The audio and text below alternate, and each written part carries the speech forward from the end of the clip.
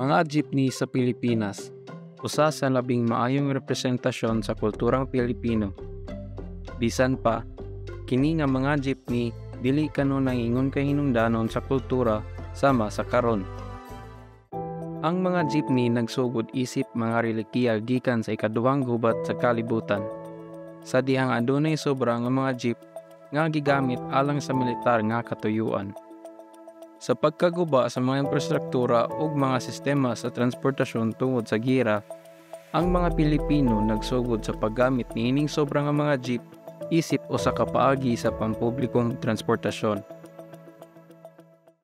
Sa pagkaaptik ug pagkamaayo sa sining sa mga Pilipino, ang mga jeepney nilambok nga nahimong naglihok nga piyesa sa arte sa kadalanan.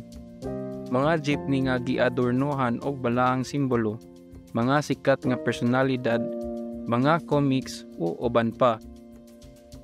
Pananglitan si Ken Bukaw, usa ka jeepney artist ug assembler kon diin nagsugod iyang karera niadto pang estudyante pa siya. Actually akong start gyud sa akong panginabuhian since pa ko nag-college, nag-working student ko. Pero ang akong pagtrabaho, kadto nang akong gisugdan nga mag-sticker, mag-design og mga sakinan. Uban sa istorya siyang kinabuhi, nihatag si Ken siyang eksaktong istorya kung giunsa niya pagsulod sa kini nga linya sa trabaho. Actually sa sugod pa jud ko, ang ako yung gibuhat jud, start jud ko kanang lettering through paintbrush ba.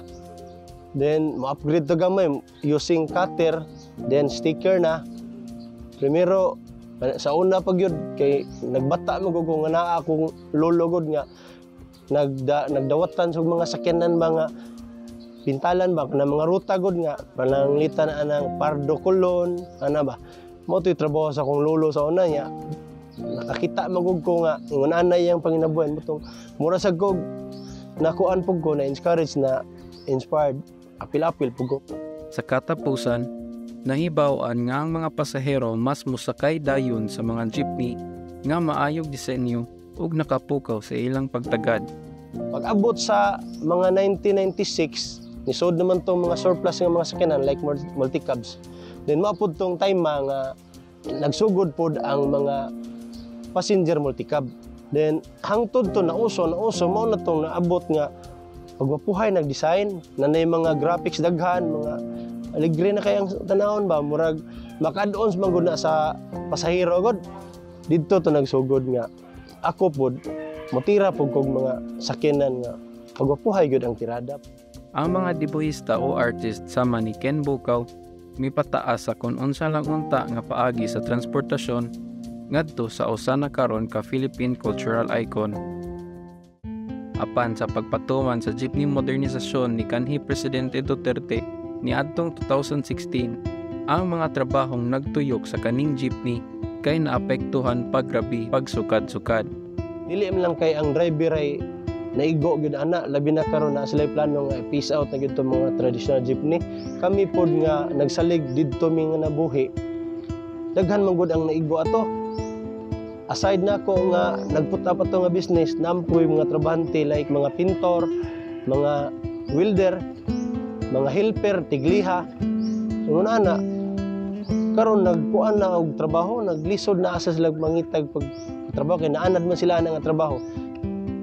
Sa pagtangtang sa tradisyonal nga mga jeepney, nag-antos ang panginabuhian sa mga Pilipino ug nagkadaot sa pagkamabulukon sa kadalanan. Ang pagpangusog sa modernisasyon sa mga jeepney kay nakasakripisyo sa pagka-Pilipino natong tanan. Kining mga jeep kaniadto nga makahuluganon, mga nagpakita sa kulturang Pilipino, mahimong simbolo na lang sa nangagi. Ang mga hari sa dalan, mga artistikong ekspresyon sa mga Pilipino, mag-anam-anam nagkawala.